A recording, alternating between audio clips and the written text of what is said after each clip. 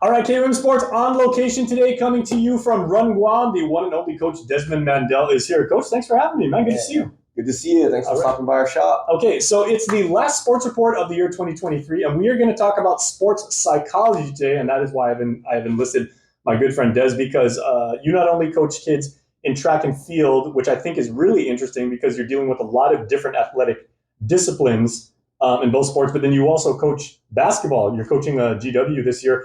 Two sports that are interesting because you have to not only be obviously very, very physically developed, but also mentally tough. Track and field, you're not exactly facing an opponent. You're basically competing against yourself. Basketball, obviously, there's someone standing right across the court from you who's trying to, eliminate whatever plans you want to do. So how do you actually get young people to develop like that mindset of being tough and having the right approach? I think first off is discipline for anything, any sport. They got to be disciplined, and knowing that whatever you did in practice, you got to make sure that you execute that in the game or on the race. So especially with track, not a lot of people think of it as a strategy or a strategic sport or having to have a race plan and whatnot. But when you get down to it, especially when you get to the national level, even as the 100 meters, you have to make sure that you're patient on your start, make sure that you have your drive phase correct, get into your top end speed, and then on the last part, making sure you're relaxed and not overstraining. And again, those are little things that, unless you're at that higher level, you may not realize. But it's important that you're able to execute that. And the only way to do that is that you're disciplined, that you're not rushing, again, that you're not panicking when the next person comes up to you. And again, making sure that you're able to mentally withstand any of the pressures that are involved. And I talked to you before your team left to the Pacific Games, and you were really stressing, we're trying to get these guys on a consistent performance level so that, you know what to expect, and you know your own capabilities and your own limits. Yeah, and a lot of the way to get through that is through repetition and to put yourself there. So there's a lot of if it's a more of an endurance type event, I would make sure that we get them to that type of lactic acid buildup in order to replicate an actual race. And so when they're hurting the actual race, they know how to react. They don't panic. They stay relaxed and whatnot. So yes, on the coaching side, we do try and do things to put them in the position that we know that they're going to face in the game or in the race, or if it's basketball, we know if a team's going to press when they're trying to press them in practice, so that again when they see it in the game, they're able to execute. So really, what it comes down to again is making sure that you're focusing on your practice or your training, and then able to again replicate it when it comes down to competition. Interesting, and of course, this is the way sports are today. When you and I were young pups and we were training, it was all practice, practice, practice, practice, practice, and then when it comes time for game day, I've got my five, you've got your five. Let's go. Nowadays, we evaluate, we assess, and then we also, again, take the mental into consideration as well as the physical. Yeah, and I think mental prep it's definitely nowadays getting a lot more popular, but it's definitely underutilized in a lot of ways. So with our athletes, and even when I'm coaching at high school level, I tell them weeks up, leading up to the All-Island race or competition, mental prep. So in other words, go through the race, right? Imagine a perfect race and how that would feel. Imagine every 100 meters of that race and how it's going to go and what are you going to do. And then imagine the worst case scenario. What might happen? How are you going to react?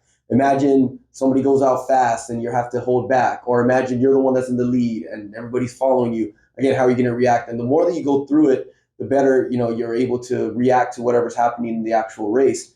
And it's funny because my brother Derek, when he was at the Olympics, right after his race, he was interviewed and he said, "How did it feel?" And he said, pretty much because he'd done so much mental prep leading up to it, it almost felt like he'd been there before. Mm-hmm. And I think that really there is really something to it. Is just knowing how, preparing yourself for whatever can happen, and every type of possibility. And again, so when you do see it, you're able to adapt. And that's an interesting mindset, Des, because that comes from what we've known like about football all the way from college all the way up to the NFL, is they really preach situational awareness. And they said, if we can put you in a certain 3rd and 10 from your own 42, down by 3, they practice that and everything. So when it comes time in the game, half of why you mess up is because you're freaking out because you've never been in that situation before. Yeah, exactly. I mean, I know for football, they do the 2-minute drills at the end of practice, whatever, right, where they try and simulate the last 2 minutes of the game, no timeouts or whatever. In basketball, we would do that as well. We would do some drills where, okay, we have 40 seconds left. We're down by 4 on defense. What are we going to do? What are we going to do defensively? When we get the ball, what are we going to do offensively? So there are definitely things,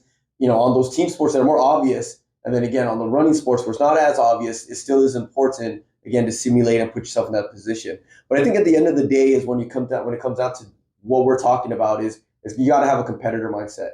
And if we're talking about track side, I would talk to some of my athletes and I tell them, it's like, yes, we have workouts and we have a pace, but then we have the race. And I don't need just pacers. I don't need somebody that's comfortable at the certain pace. I need a racer. I need somebody that can adapt to how that race is going, whether it's fast or slow, and compete. And again, what it comes down to is if we're racing for medals, racing for championships or whatever, you have to have that mentality. Is okay, I'm ready to beat this person, not necessarily run this time or run this pace or run this at this rate. All right, I'm competing, I'm racing this person, and if they go out hard, I don't care if it's faster than what I'm supposed to. I'm going to follow them and I'm going to fight. And I always tell them, it's like the main thing I preach is get yourself in the battle, get yourself in the war, and then win that war. And the thing is, sometimes what people I was going to say that is a very military approach. We're not competing for the sportsmanship trophy. We're competing for the gold medal. And that's the thing. I mean, it's like you have to not like to lose in order to do that, but you also have to be willing to possibly fail, because again, when you're putting yourself out there, there's a chance you don't fail, but you have to be willing to put yourself in that position. There you go. All right, continuing our conversation on sports mindset, what makes a champion, and Sherwin Paet is here doing great work at the middle school level for cross country. So, Coach, good to see you, man. Happy New Year. As well. Happy New Year. Merry Christmas. Okay, let's talk about developing what Coach Des was just mentioning about developing, the competitive spirit, like a strong mind, being a good teammate. But doing that for athletes that you're dealing with when they're still very, very impressionable, and they soak everything in. But how do you really reinforce that message?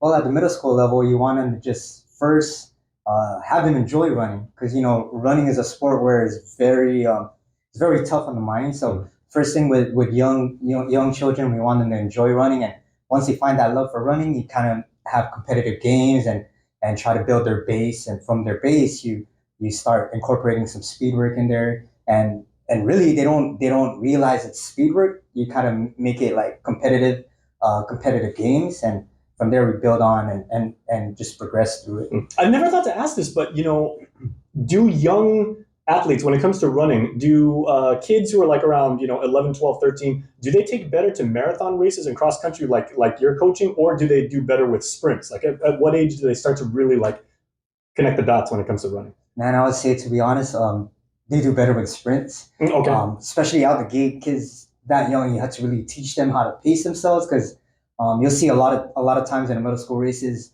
when the gun goes off, they just sprint right away. The first 100 meters, they think that's where the race is at, and then they gas out. Yeah, they gas out. Yeah. They don't realize that they know how they need to know how to pace themselves, and that's where I come along. I have to tell them, okay, you're gonna have to know how to. It's not how you start; it's how you finish, right? Mm-hmm. And like what Coach Des said, get yourself in the battle, right? And you win that war, right? So that's pretty much the same thing, right? Okay. Now, when it comes to middle school athletes running cross country, that's also, and like I'm preaching to the choir here, that's a lot of time when young people can get inside their own head, and we're talking about like exercising the brain and making sure it's strong. How do you actually tell kids over the course of a long race like cross country, focus on the end goal and make sure that you see the light at the end of the tunnel? Yeah, I like to preach the 3 F's: focus, finish, faith.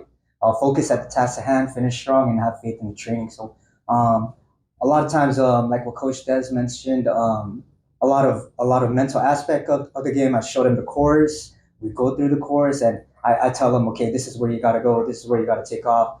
Save your gas for right here. It's not like high school where it's a 5K, right? So in middle school, it's 1.5. Mm-hmm. So it's they got to really strategize on where they need to go all out and try to pick up the pace. But again, you're getting them informed, and you're teaching them situational awareness. So there's no real surprises that can cause them to have that moment of hesitation. Yeah, absolutely. Okay, and what is the best way for young athletes to kind of, would you say maybe for other sports, like if young kids want to get involved with like basketball or like paddling or MMA or football, to really develop like that strong competitive mindset that both of you were talking about? Well, my son, I actually coached my son. He was part of the middle school cross country team. He's primarily a basketball player, and a lot of times I tell him, it's important to do these running endurance sports, because it's going to transfer over. It's going to transfer over to your basketball game. A lot of times these kids, they get gassed out in the fourth quarter, right? Get tired, but these endurance sports will help you last through all 4 quarters of a game. And I always preach to them, you need the legs, right? You need the legs in the fourth quarter. Sometimes a lot of times these competitive games, they come down to free throws. These championship games. Yes, sir. Yeah. So when you can shoot these free throws, you need your legs, you need that mental aspect, and the sport that I coach, right, running, it's a lot of that, right. Mhm. It trains your legs, it trains your mental ability, and like you mentioned, just transferable sport. There you go. Well, running is, of course, a technique that transcends sports as well as the mindset. So, Coach, thanks so much for your insight, man, and your recommendation. Yeah, thank you. All right, really good. Here at Run Guam, finding out what makes good athletes up here.